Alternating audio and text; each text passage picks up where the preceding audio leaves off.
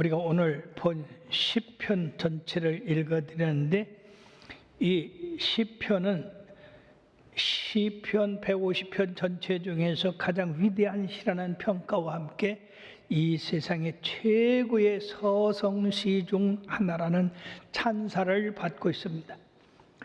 이 시에서 다윗은 자연과 율법이라고 하는 두 영역에서 선포되는 하나님의 영광에 대해서 묘사하고 있습니다. 1절에서 6절까지는 자연에 살아계신 하나님의 영광을 선포한다고 하는 말씀과 7절에서 14절은 우주 만물이 선포하고 있는 하나님의 영광에 대한 송축을 말하고 있습니다.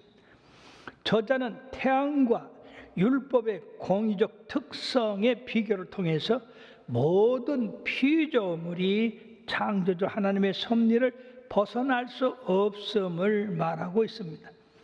그런 하나님의 정하신 섭리를 잘 깨닫고 순응하는 자만이 하나님의 평강을 누릴 수 있고 축복을 누릴 수 있지만은 거스리는 자에게는 고통과 실패 그리고 멸망이 따를 것이라고 하는 것입니다. 그러므로 하나님의 창조 질서 속에 담겨져 있는 이 진리를 잘 깨닫고 그가 정한 길로 우리들이 살아감으로써 주님의 축복이 넘치기를 주의 이름으로 축원합니다. 먼저 1절에서 6절까지의 자연의 계시에 나타난 하나님의 말씀입니다. 우리가 하나님을 알 수 있는 것은 하나님께서 알려주셔야 알 수 있지 우리 스스로는 깨달을 수가 없는 것입니다. 그러므로 하나님께서는 자신을 알려주시기 위해서 자연을 통해서 말씀하고 있다는 겁니다. 그러므로 이 시편 19편 14절까지는 두 가지로 분류되고 있는데, 첫 번째는 자연을 통해서 계시하는 것과 두 번째는 말씀을 통하여 계시하는 방법을 취하고 있습니다. 우리는 하나님께서 자연을 통해서 말씀하고 계시는 그 내용을 깨닫고 그리고 여러분들이 큰 은혜가 되기를 바라겠습니다. 나사에서 지난 12월 달에 제임스 웹 우주 망원경을 이 우주 가운데로 보내서 우주를 촬영하게 했습니다. 근데 이 제임스 웹 우주 망원경은 전에 허블 망원경이 우주를 잘 찍어서 우리들이 감탄하고 놀랐는데 그것보다도 100배나 더 밝은 빛을 발해서 우주를 탐색했다고 합니다. 그런데 이 우주가 저렇게 엄청난 광활한 가운데 퍼져 있는데 저 우주를 이 제임스 웹 우주 망원경이 다 들여다 보았다고 볼 수 있느냐? 어림없대요.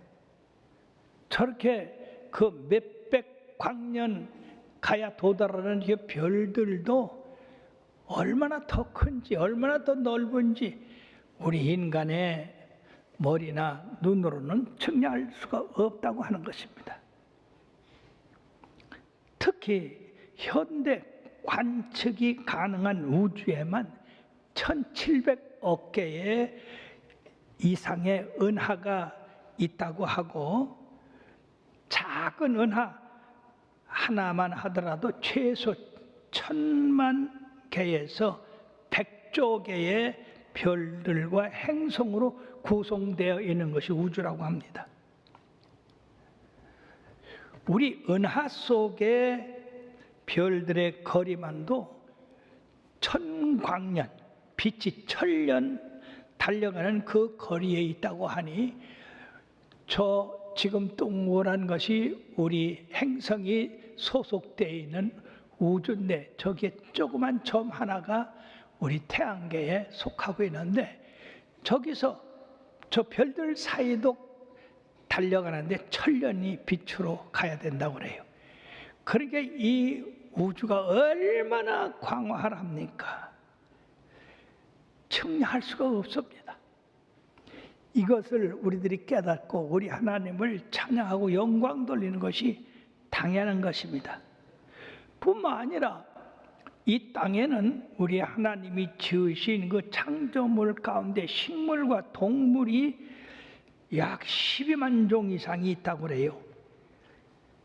오늘날 식물학의 시조며 생물 분류학의 아버지라고 불리는 스웨덴 목사의 아들이었던 칼 폰 린데라고 하는 분은 평생 이런 식물의 종류를 분류해 보는데 혼자 식물은 8,000가지의 식물을 분류했고, 그리고 동물은 4,162종을 자세히 관찰해서 책으로 냈다고 합니다. 그럼에도 불구하고 우리들의 그 관찰과 지식은 하나님의 창조한 그 창조물 전체를 파악할 수가 없는 것입니다. 이처럼 우리 하나님의 창조는 광대할 뿐 아니라, 그리고 분류를 잘 하셔가지고 그 종류가 다양하다고 하는 겁니다. 그 다양한 창조물들이 질서정연하게 움직이고 있다고 하는 겁니다.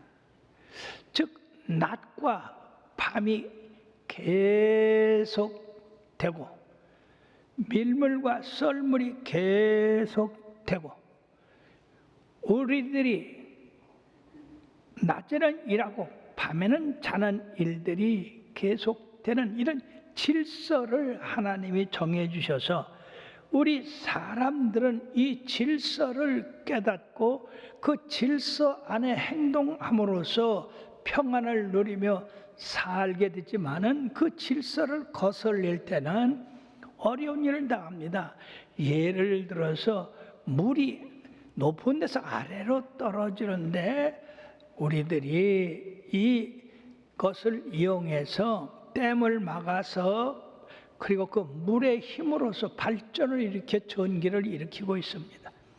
이것은 하나님이 지으신 그 질서 가운데 하나를 발견해서 우리의 이익을 갖고 있는 것입니다. 이 세상에 인간이 가지고 있는 그 모든 이익이 자동차라든지 비행기라든지 배라든지 이런 거는 다 하나님께서 우리들에게 정해준 그 질서를 배워가지고 그 질서에 따라서 이렇게 자동차도 만들고 배도 만들고 비행기도 만들어서 우리가 생활할 수가 있는 겁니다. 그런가 하면 또 풀,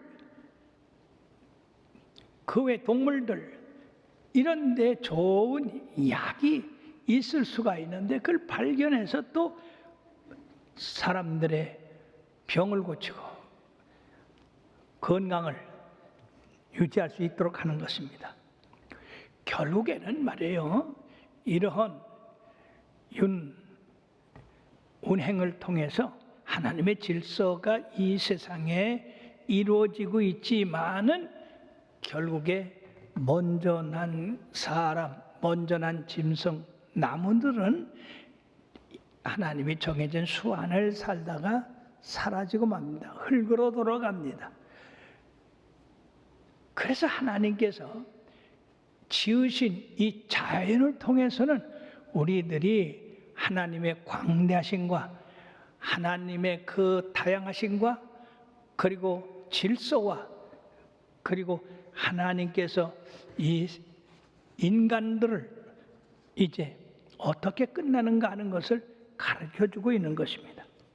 그런가 하면 하나님의 지으신 그 창조에는 진리가 들어있습니다.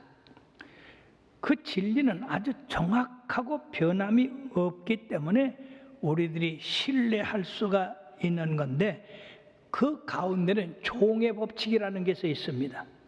태초부터, 즉 하나님이 창조하셨던 데부터 지금까지 이 종의 법칙에는 변함이 없습니다. 예를 든다면요, 식물에서 콩 심은 데 콩 나고 팥 심은 데 팥 난다. 여러분들이 사과나무를 심으면 분명히 사과나무가 달리지 복숭아가 달리지 않습니다. 배나무를 심으면 배가 달리지 거기 사과가 달리지 않습니다. 이와 같이 하나님은 바로 하나님이 지으신 모든 것은 진실되게 일관성 있게 그 진리로 이렇게 하기 때문에 우리들이 그걸 이용해서 우리들의 삶에 도움을 받게 하는 것입니다. 참으로 우리 하나님께서는 얼마나 그 지으신 것이 진실되냐, 변함이 없느냐, 정확하냐 하는 것을 우리들이 알 수가 있고요. 뿐만 아니라 하나님께서 지으신 그 모든 것은 모든 사람이 유익을 얻을 수 있는 이 공익성을 가지고 있는데, 오늘 19편 4절과 6절의 말씀에 보면 그의 소리가 온 땅에 통하고 그의 말씀이 세계 끝까지 이르도다. 6절에 하늘 이 끝에서 나와서 하늘 저 끝까지 운행하며 그의 열기에서 피할 자가 없다고 했습니다. 그렇습니다. 우리 하나님의 소리가 없는데도 불구하고 하나님의 소리가 이 자연을 통해서 나는 여호와다, 나는 창조주다, 나는 너희를 지으신 하나님이라고 하는 그 말씀이 그 자연 속에 말하고 있다고 하는 겁니다. 그리고 태양이 모든 것을 비칩니다. 그렇기 때문에 하나님의 은혜가 선인과 의인에게 똑같이 비춰집니다. 이러한 창조의 능력과 질서, 그리고 그 광대함이 모든 생물에 나타나 있기 때문에 사람들이 우리는 하나님을 몰라, 하나님을 본 적이 없어, 하나님의 말씀을 들은 적이 없어, 그런 소리를 할 수가 없다는 얘기예요. 왜냐하면 자연을 통해서 모든 사람이 살아가고 있지 자연을 떠나서 사는 사람은 아무도 없어요. 자연을 통해서 사는 사람은 다 하나님께서 지으신 그 솜씨를 이용하고 사는 사람이기 때문에 하나님을 모른다 할 수가 없다는 얘기입니다. 그럼 로마서 1장 20절 말씀에는 창세로부터 그의 보이지 아니하는 것들, 곧 그의 영원하신 능력과 신성이 그가 만드신 만물에 분명히 보여 알려졌나니 그러므로 그들이 핑계하지 못할 것이라고 했습니다. 사랑하는 여러분, 자연에는 이처럼 하나님의 솜씨와 하나님의 능력과 권세와 영광이 이렇게 비춰지고 있기 때문에 그 속에서 그 진리를 깨닫고 그 말씀대로 살아가는 사람은 평안하고 행복하고 자유를 누리지만은 그렇지 못하고 이걸 거스리는 사람들은 다 고통을 당한다는 얘기입니다. 하나님이 진실하신데 사람들이 거짓을 한다든지 또 허영으로 얘기한다든지 그렇다면 그 사람은 결과적으로 손해를 보고 결과적으로 나쁜 그런 결과를 얻을 수 있다고 하는 겁니다. 뿐만 아니라 두 번째는 우리 하나님의 말씀으로 계시를 하셨다고 하는 것입니다.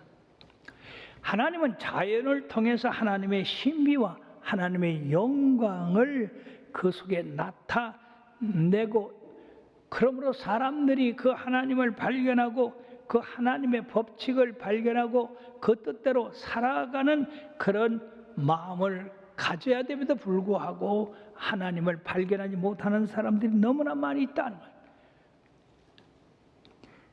그렇기 때문에 하나님의 자연 계시를 통해서 하나님을 발견하지 못한 사람들에게 하나님이 직접 사람들에게 말씀으로 계시를 하셔서 하나님을 알도록 하신 것이 바로 오늘 시편 19편 7절에서 9절까지의 말씀입니다.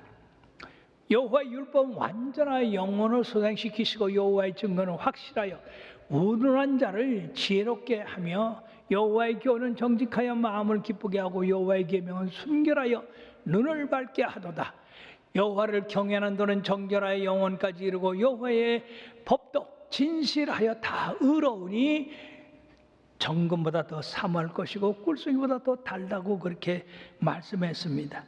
여기서 바로 이 말씀하신 것을 우리들이 성경상의 율법 또는 계명이라고 그렇게 말씀하는데, 이 말씀에는 서로 다른 6가지의 표현을 하고 있습니다. 여호와의 율법, 여호와의 증거, 여호와의 교훈, 여호와의 계명, 여호와의 도, 그리고 여호와의 법, 이렇게 해서 말씀하고 있는데, 첫 번째 7절에 보면 여호와의 율법은 완전하여 영혼을 소생시킨다 말씀했습니다. 여기서 율법은 모세 율법을 말씀하는 것이 아니라 하나님이 특별 계시인 말씀을 가르치는 것으로서 우리들의 성경상에서 이 말씀들을 다 대할 수가 있습니다. 이 말씀들은 완전해서 흠이 없고, 그리고 하나님의 절대성, 누구하고 상의해서 한 게 아니라 하나님 스스로 절대성을 나타내고 있는 말이기 때문에 우리들이 그 말씀대로 살아가야 된다고 하는 것을 말씀하고 있습니다. 그러므로 그 율법을 완전하여 영혼을 소생케 한다고 했습니다. 우리들이 하나님을 믿어가지만은 때때로 낭망하고 실망할 때가 있습니다. 그럴 때 우리들은 하나님의 말씀을 읽고 그 말씀대로 살아감으로써 힘을 얻고 또 힘을 얻는다 하는 것입니다. 시편 23편 3절에 보면 내 영혼을 소생시키시고 자기 이름을 위하여 의의 길로 우리를 인도하신다고 했습니다. 즉 하나님의 말씀은 우리의 영혼을, 다운된 영혼을 위로 자꾸 소생시켜서 힘있게 이 세상을 살아가도록 하는 겁니다. 또 7절 하반절에 보면 여호와의 증거는 확실하여 우둔한 자를 지혜롭게 한다. 즉 하나님의 말씀은 진실이고 그대로 이루어지는 말씀이기 때문에 세상에 어리석은 자들이 얼마나 많이 있습니까? 내 뜻 내 마음대로 살면 잘 될 것이라고 하는, 그래서 자기를 따라가는 사람들이 있고 마귀를 따라가는 사람들이 있는데, 이 사람들은 어리석은 사람입니다.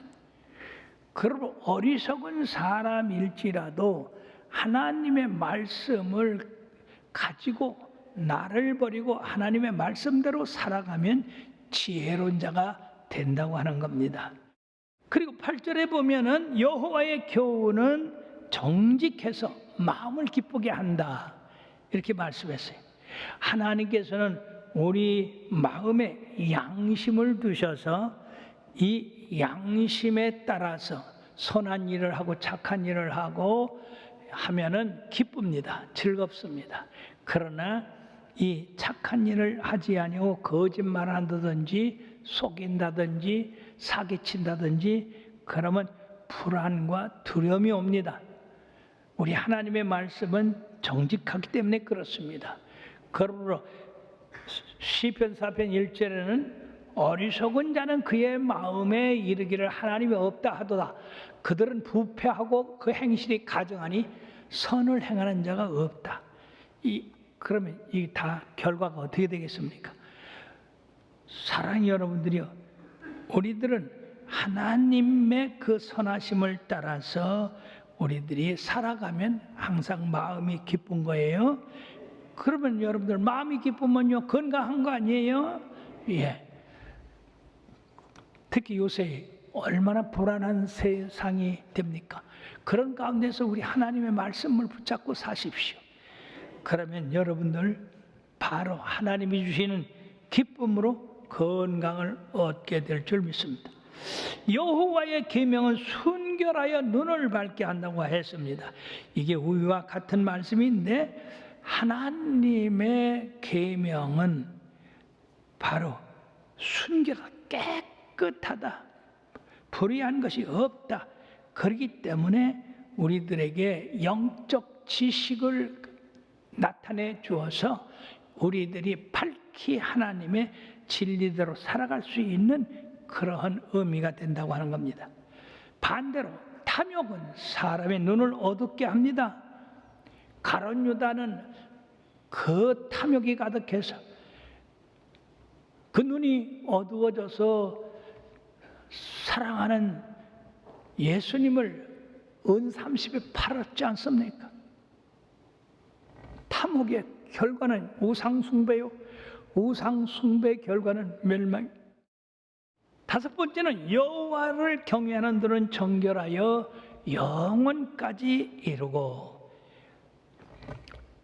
하나님을 경외하는 이런 순수한 말씀에 따라 살게 되면 그것이 그 삶의 정결함을 갖고 와서 바로 하늘에까지 이르게 된다는 얘기입니다.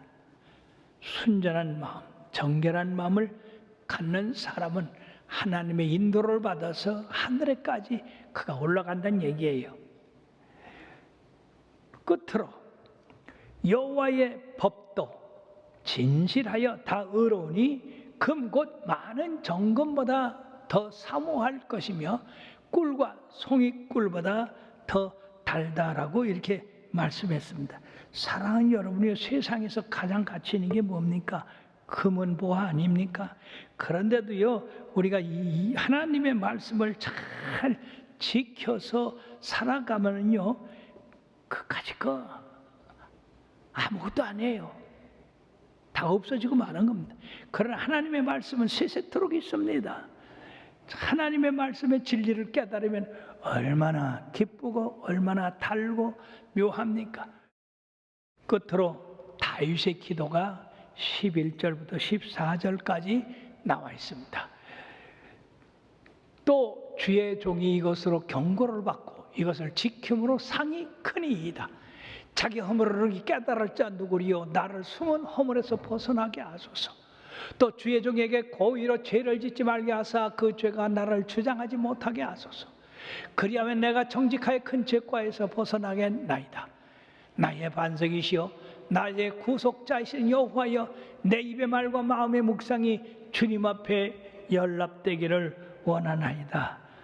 예, 다윗이 이제 하나님의 자연 계시와 말씀의 계시를 논하고 나니까 결과적으로 그 말씀이 자신의 죄를 드러내는 것 같더라 그 말입니다. 하나님의 그 불꽃 같은 눈에서 자신을 숨길 수가 없고 자신의 죄를 숨길 수가 없습니다. 그러므로서 다윗은 하나님 앞에 자기의 죄를 씻어달라고 간구함과 동시에 그런 스스로 죄를 지어서 거기에 늘 머무는 자가 되지 않게 해달라고 간구를 하고 있는 것입니다. 그러므로 이러한 삶은 하나님이 자기를 죄를 사해해 주시고 은혜를 베풀어 주셔서 바로 주님 안에서 내가 정직하게 살아갈 수가 있는 힘을 얻게 됐다고 하는 것입니다. 바로 죄를 이길 수 있고 죄를 씻을 수 있고 죄에 머물지 아니하고 계속 하나님 안에 머물 수 있는 것은 하나님의 보호하심과 인도하심과 은혜가 아니고는 있을 수 없다는 얘기입니다. 시편 1편에서 3절까지 보면은요, 거기 복 있는 사람이 나옵니다. 복 있는 사람 어떤 사람이냐?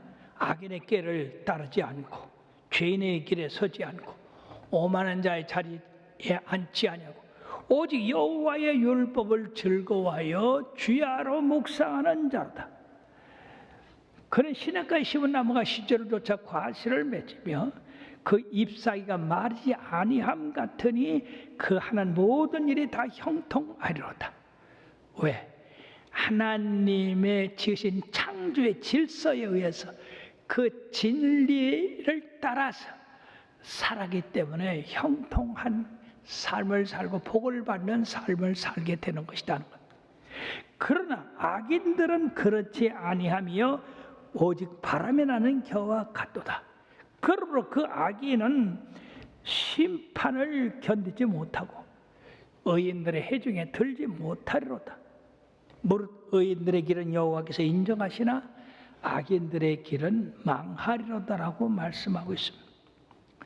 우리 하나님께서 특별히 그 아들 예수 그리스도를 보내셔서 우리들로 말미암아 그 예수님의 말씀, 그 말씀을 듣고 그대로 믿고 실천함으로써 하나님이 우리들에게 평안을 주시고 형통한 길을 주시고 자유를 주시는 그러한 결과를 누리시는 여러분들 되길 바랍니다.